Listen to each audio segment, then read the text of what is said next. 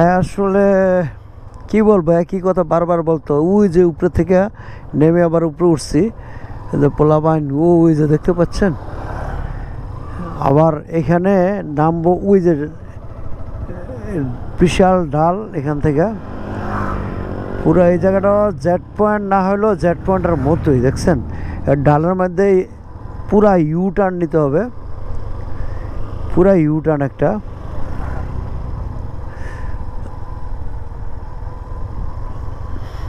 You টার্নে কর্নারিংগুলি খুব tough হয়ে থাকে সাধারণত, এগুলি খুব সাবধানে নিতে হয়। আসলে যারা নতুন আসতে যাচ্ছেন অবশ্যই খুব সাবধানে আসতে হবে। এখানে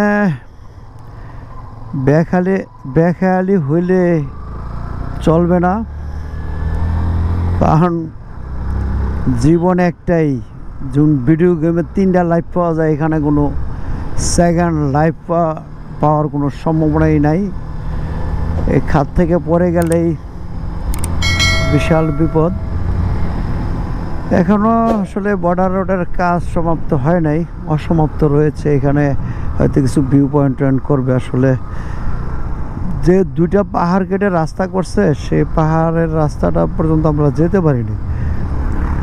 30-35 কিলোমিটার আগে আমাদের টিউবি চেকপোস্ট থেকে ফিরাই দিচ্ছে। আসলে অনেক বাইকার আজকে যাইতে চাইছিল, নিরাপত্তার ইস্যুতে যাইতে দেয় নাই। অনেক আবার সামনে আর্মির ক্যাম্প থেকে ফেরত গেছে। যাই হোক, যেটুকু গাইছে আলহামদুলিল্লাহ। এই রাস্তাটা আসলে আমার কাছে অনেক ভালো লাগছে, অসাধারণ একটা রাস্তা। বর্ডার রোড যেটুকুই উপভোগ করছি, আসলে এত রোডের মধ্যেও কিন্তু টায়ার্ড লাগতেছে না, পরিশ্রম লাগতেছে না। কারণ হলো আসলে সব কিছু মনের সাথে সম্পর্ক।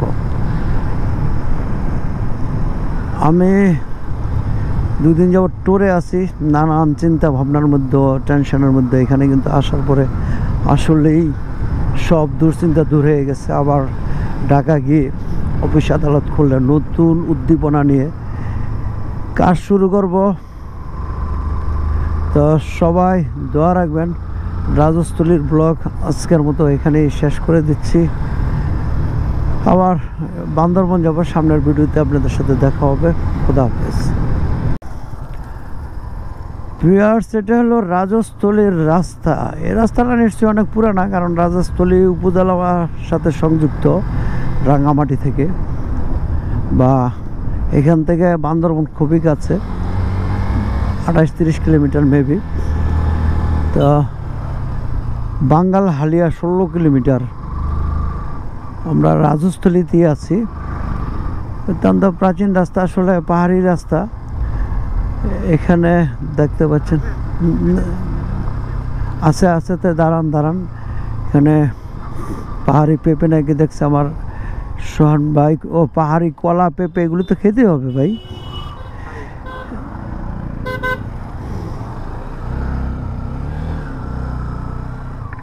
সাইড করে রাখতে হবে।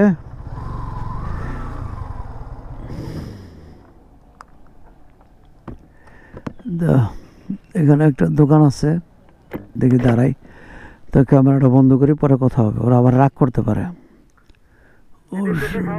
দেখেন এখানে একটা জায়গাতে দাঁড়ালাম, যে প্রচুর কলা বিক্রি করার জন্য রাখছে, আর পেঁপে এই যে দেখেন। তো সুন্দর সুন্দর পেঁপে, কলার আড়ত, পেঁপের আড়ত। তো একটা পেঁপে কিনতে চাইলাম, পেঁপে দেয় নাই। অনেক রিকোয়েস্ট করে আমরা পেঁপে কিনলাম, শালার আমার ছুরি দিতেছে না। তো পেঁপেটা কেমনে খামো জিগাইলাম, কেমনে আমি কি জানি, মানে হ্যাঁ জানা না কেমনে খামো। খাওয়ার মতো তো অবস্থা ছুরি নাই।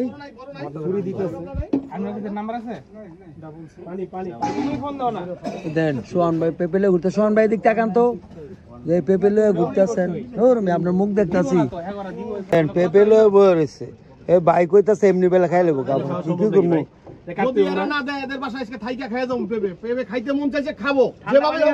রাইট। আবার ঠান্ডা পানি লাগিয়েছেন, পানি তো দিত না আপনারা। আমার মনে চাইছে আমি খামো, মানে একেবারে আত্মীয় করে তারপরে পানি নাই খাইয়ে যাবো। দিছে শাসন্ত পানি দিছে। ভাই পেঁপেটা একদম গাছ পাকা। আর আমরা ওই যে একটা লইলাম ছুরি ভাই না কয় কেমনে খাইবেন আমরা জানি যাই ছুরি পাওয়া গেছে পেঁপে অনেক খাওয়া যাবে।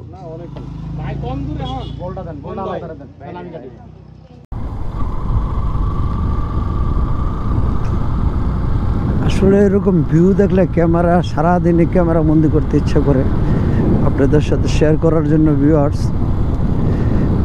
এখন রাজস্থলীতে আছি। এই গাছগুলির দুই পাশে দেখতে পাচ্ছেন পুরান পাতা ঝরে অনেকগুলিতে আবার নতুন কচি পাতা হয়েছে।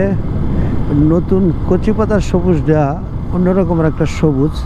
আসলে এই সমস্ত রাস্তা বাইক চালানোর যে অনুভূতি কি আপনাদের বাসায় বর্ণনা করতে পারবো না। আসলে খুবই ভালো লাগে। আর ভালো লাগে দেখে এই যে চৈত্র মাসের রৌদ্রের মধ্যে এখন বাজে 12টা, আসলে প্রচণ্ড রৌদ্র। আর পাহাড়ের উপরে তো রৌদ্রটা একটু বেশি, কিন্তু আমাদের বাইক চালাইতে যে কি শান্তি, কি প্রশান্তি, কি অনুভূতি, এই রৌদ্র আমাদের গায়েই লাগতেছে না, আসলে গায়ে লাগতেছে না। অনেক রৌদ্র হওয়ার পরেও পাহাড়ে কিন্তু গরমটা অনেক না, গরম রৌদ্র তো প্রচণ্ড লাগতেছে, হাত কালো হয়ে যেতেছে। কিন্তু সোহান ভাইকে দূরে গেছেন গানি কি ঝিরঝির করে না দেখতে আসি তো আপনার কি জানি। এই যে কোথাও উঁচু কোথাও নিচু, আসলে সড়ক পথে রোলার কোস্টারের একটা অনুভূতি। কর্নারিং, ও সেই রকম কর্নারিং। এই যে দেখেন পাহাড়িরা ছোট ছোট বাইক লিয়ে ডিসকভারিতে 3 জন লয়ে টাইনা যাইতেছে, আর এই মাহান্ডগুলিতে 10 জন টানে। আসি তো ভাই ডাল পার হইতেছি, কর্নারিং পার হইতেছি, ও পুরো আসলে রোলার কোস্টারের অনুভূতি ভাই। এই যে দেখেন ওরা কিভাবে চালাচ্ছে লোকাল ড্রাইভাররা। আসলে পাহাড়ে যারা লোকাল ওরা তো আসলে সবসময় এই রাস্তা ওদের চলে, ওদের রাস্তা ওদের পরিচিত। কোথায় ডাইনে টান বামে টান সবই মুখস্থ, কোথাও ডাল কোথাও উঁচা কোথাও নিচা সবই মুখস্থ, যার কারণে ওরা একদম চোখ বন্ধ করে চালাতে পারে। কিন্তু আমরা যারা হঠাৎ করে আমার জীবনের প্রথম এই রাস্তা আসলাম, তো সুতরাং আমার তো সাবধানে চালাইতে হবে। আমার সামনে সোহান ভাই R15 নিয়ে খিচ্ছা টাইনা যাইতেছে গা। আসলে ওনার কর্নারিং করতে যে কি মজা লাগতেছে সোহান ভাইয়ের। এই যে কর্নারিং আসলে ক্যামেরা বোঝা যায় না। এই যে আবার ডানে, আসলে এখানে সব পুরান রাস্তা তো সবখানে এখানে অ্যারো চিহ্নগুলি সাইনগুলি সড়কের সাইনগুলি সবখানে নাই। ডাইন বামের কিন্তু সাইন ছিল এক সময়। তো রাস্তাটা যেহেতু অনেক পুরানা, আর রাজস্থলী তো ব্রিটিশ আমলের থানা, আমার মনে হয় এই রাস্তাটাও ব্রিটিশ আমলের।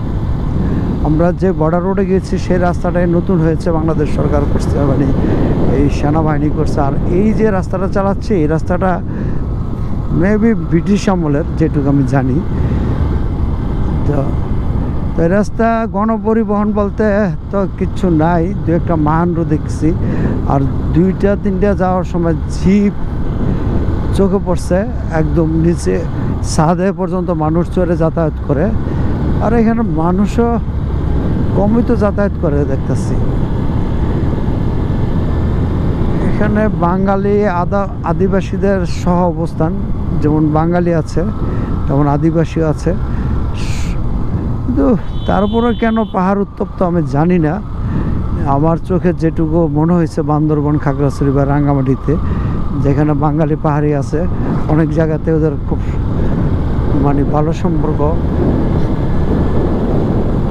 সহভাব অবস্থান করছে।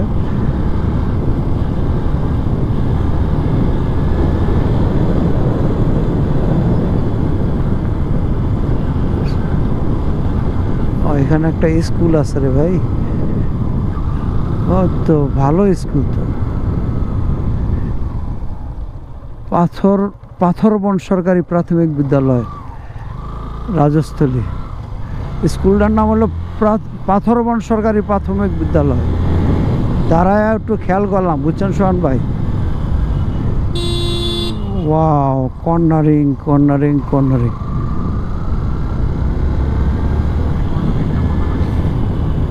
পুরা মজা পাইলেন। ও বামে আবার ডাইনে, ওয়াও ওয়াও, অনেক কর্নারিং করলাম, সামনে গিয়ে আবার দেখাবো।